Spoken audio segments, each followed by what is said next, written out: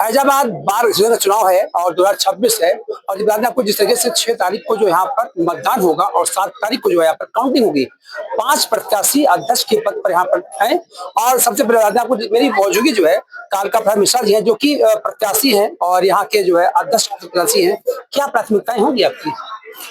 हमारी कौन सी प्राथमिकताएं? पहले हम जीते, अभी तो हमारे भाई लोग हमको चुनेंगे, तब उनसे मिल बैठ के उनसे वार्ता करेंगे। भाई बताइए अपने बार के और वकीलों के विकास के लिए क्या कार्य किया जाए। गवर्नमेंट से भी कुछ कंसल्ट किया जाएंगे। देखिए, लेकिन एक चीज बताते चलें, अगर कोई भी जीत के आता है, कोई जरूरी नहीं है कि आज हम कह दें कि भाई हम ही जीतेंगे। ये तो इलेक्शन है। इलेक्शन में ऊपर वाला किसको दे रखा है, सोच रखा है, वो जानते हैं। बाकी हमारे जो मतदाता भाई हैं वो जानते हैं। लेकिन करना चाहिए यहाँ पर एसएमआरएफ को, ईएमआरएफ को, कन्याधन को इंक्रीज करना चाहिए। और ये जो चैम्बर का किराया है ये बढ़ गया है, थोड़ा इसको कम करना पड़ेगा। कम करना क्या पड़ेगा? पूर्व की भांस करना चाहिए अगर जो जीते उनको। दूसरी चीज ये है कि कुछ चीजें थोड़ा अपमानजनक होती हैं।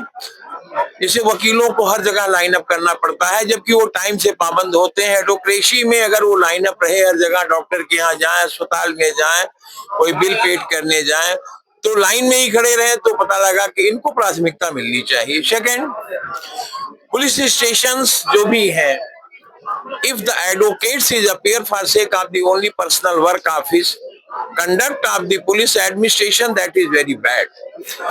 He will not provide the chair. So in my opinion, that the one or two chairs should be probably available in the concerned police station for sitting of the advocates. Third, the problem of the toll tax in only the city of the Faizabad. The presently Ayodhya, that the Khiharan toll plaza, Bhadarsha toll plaza or Raunahi toll plaza, it should be exempted for any such of the cost to the advocates of the Faizabad. And thirdly, that the very necessary work for the place of the namaz, that any place should be reserved in the collected compound, so that everybody persons who is appearing in the court compound as advocate and the employees, but that is not available. Before 1 year, 2 years ago, that was available in the just behind of the collected compound, in behind of the election office. But now that is not be in position to, because that is not renovated and is not in position to use itself. And fourth, some situations also that is in my mind, after completion of the election conducting with the Bar Association Faizabad, if we will get success, then two matter may not be disclosed, and it will be disclosed after the conducting and completion of the election.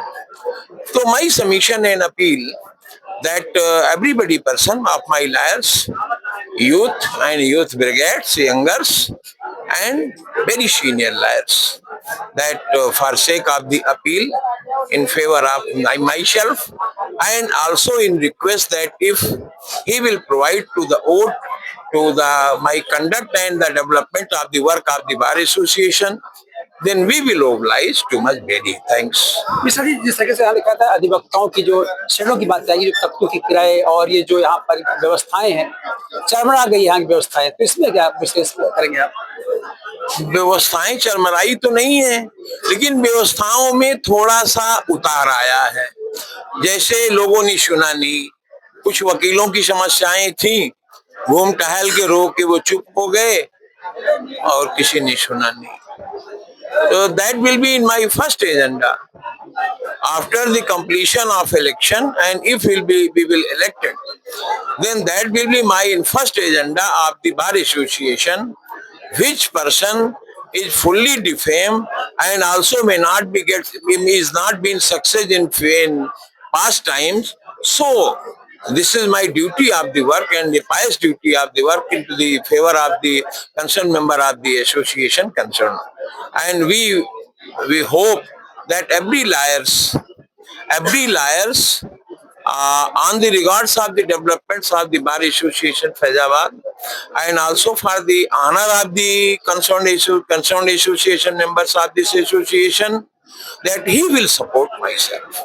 And also today we can't say any disclose no any matter with the matter of the which relates to the district administration and the police administration.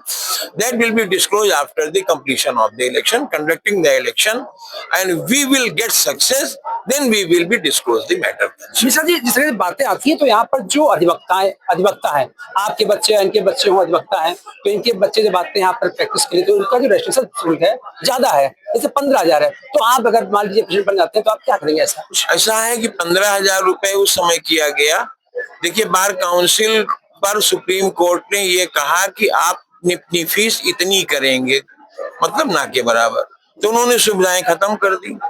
ये छोटे छोटे चंदे इसलिए लगाए जाते हैं कि वो एक ह्यूज अमाउंट प्रिपेयर करके वकीलों को दिया जा सके। वो उन्हीं की धनराशि है जो 15,000 रुपए पे मेंबरशिप लेंगे, वो 5 लाख रुपए किसी भी कैजुअलिटी में या कोई प्रॉब्लम होती है तो वो प्राप्त करेंगे। 35,000 रुपए आज की डेट में बिना बढ़े हुए कह रहे हैं वो प्राप्त करेंगे।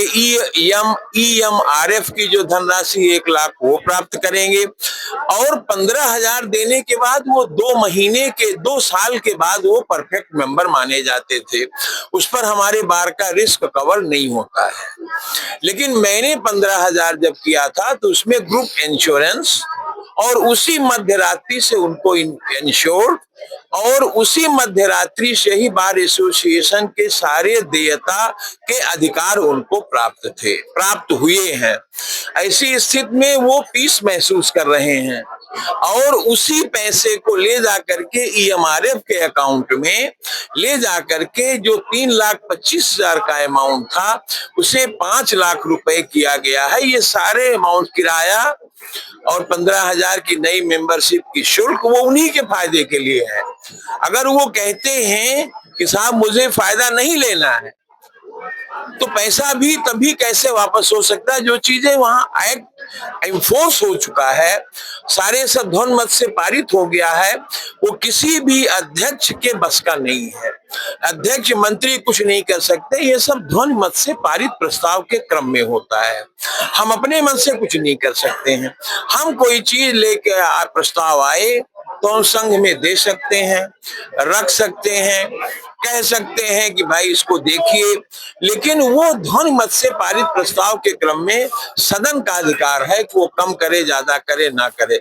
लेकिन अगर सदन करती है तो अकाउंट उसका पूरा नहीं होगा, तो उसको मजबूरन उनकी सुविधाओं को समाप्त करना होगा। तो 15,000 दे के 5 लाख की सुविधा तुरंत मध्यरात्रि से पा रहे हैं, वो अच्छा है कि सुविधा खत्म कर दी जाए। जो लोग उसके शर्तों को पढ़े नहीं, वो अलापते हैं कि साहब 15,000 हम वापस कर देंगे। कहां से भैया वापस कर देंगे? कहीं लॉटरी लगी हो भले वापस हो जाए, या घर से अपने हम वापस कर दें, हम लाएंगे कहां से? वो चीजें इम्पोज हो चुकी हैं। उसके खिलाफ पिछले सत्र में प्रस्ताव आया तो उस पर गहन चर्चा हुई, और गहन चर्चा के बाद उसको पैसे को 15,000 को 2 इंस्टॉलमेंट में कर दिया गया। तो जब उस पर विचार हो चुका है 1 वर्ष पहले, तो दोबारा विचार करने का कहाँ अवसर होता है? ये केवल वोट को लालच देने की बात है। जैसे कहा जाए कि भाई ये चीजें हम कहते हैं ऐसे हो जाएगा, लेकिन ऐसे नहीं हो सकता, कदापि नहीं हो सकता, किसी दशा में नहीं हो सकता है। तो उन चीजों को ना कहा जाए जो चीजें इम्पॉसिबल हो। तो मेरे विचार से कतई संभव नहीं है। वो उसकी सुविधाओं में 2 इंस्टॉलमेंट किया गया, उससे ज्यादा और कुछ हो नहीं सकता है। अगर हम कोई चीज कहें तो हम किसी लालच में कह जाए, तो जब होना नहीं भैया तो लालच में कहने का कोई मतलब नहीं है। ऐसे ही अब की बार के देखे जाएंगे, हमें 25% का इंक्रीजमेंट मिल रहा है। यूको बैंक से मिलेगा, इंडियन बैंक से मिलेगा, और ये सब जो और के दुकानों की किराए की बात नहीं उसमें शामिल है। जिनका एग्रीमेंट रजिस्टर्ड उसे 25% का इंक्रीजमेंट मिलेगा। तो हम अपनी धनराशि को प्राप्त करने में लगभग 2 लाख महीने की धनराशि हमको अतिरिक्त मिलती रहेगी। हमको का मतलब बार एसोसिएशन को, हमारे संघ को, और जो मिलेगी उससे हम अपने EMRF को SMRF को, कन्याधन को सब हम इंक्रीज कर सकते हैं। उसमें इतनी गुंजाइश है कि कन्याधन 10,000 और बढ़ सकता है, क्रिमेशन वाला 35 से 50 हो सकता है, और बोलना नहीं चाहते थे यही, और 5 लाख की धनराशि 7.5 लाख हो सकती है। अगर एक बार में ये धनराशि हुई और दोबारा में फिर चांस मिला किसी को, अच्छे लायर को, जो कि संघ प्रति अच्छी सोच रखता हो, तो 10 लाख हो जाएगा। तो एक वकील को मृत्योपरांत मिलने वाली धनराशि 10 लाख संघ से, 5 लाख न्यासी समिति से, कुछ बार काउंसिल देता है, तो इतना मिल जाएगा कि वकील के साथ अगर कोई घटना अचानक हो जाए तो उसके परिवार यकायक गड्ढे में नहीं जा सकते हैं। वो रुक जाएंगे, बहुत ज्यादा तो नहीं हो पाएगा, लेकिन रुक जाएंगे, और नए वकील रजिस्ट्रेशन जब कराएंगे तो उनकी भी शादियां होने लगेंगी। आज शादियां नहीं होती, लोग कहते भैया वकील को रहने दो, कोई और देखो। तो हम स्ट्रांग होंगे। हम जब स्ट्रांग हो जाएंगे तो हम वो धन अपने भाइयों को देंगे, वो भाई लोग उसको यूटिलाइज करेंगे, संघ हमारा फलता फूलता रहेगा। यही मेरा ऑब्जेक्ट है। वो ऑब्जेक्ट लेकिन अभी हम कुछ कह नहीं सकते, क्योंकि I am not elected, I am only the candidate of the post of the president of our association। तो बस इतना आपने मनसा जाना चाहा, थोड़ा मैं आपसे ज्यादा बोल गया हूँ, इसके लिए भाई क्षमा प्रार्थी हूँ। लेकिन ये कि अगर ऐसा कोई अवसर आया तो ये करने की कोशिश की जाएगी। धन्यवाद। और सभी अपने अधिवक्ता भाइयों से जी बिल्कुल बता दें आपको, 2026 को आप जो है सभी लोग आकर के अपना अमूल्य मत हमें प्रदान करें, हमें अनुग्रहित। बार ऐसे चुनाव में जिस बार आपको जिस तरीके से यहाँ पर 5 प्रत्याशी मैदान में है, लेकिन इनके भाग का फैसला जो है 6 तारीख को होगा, 6 जनवरी को होगा। और जब अधिवक्ता अपने मतों का प्रयोग करेगा, और जिस तरीके से बता दें आपको, यहाँ पर बार एसोसिएशन का जो चुनाव है, और बहुत ही यहाँ पर ऐसा माहौल हुआ है कि, लेकिन कालिका मिश्रा का कहना है कि अगर मैं जीतता हूं तो अधिवक्ताओं के हित के लिए कार्य करूंगा। सुबोध श्रीवास्तव, TV 100, अयोध्या।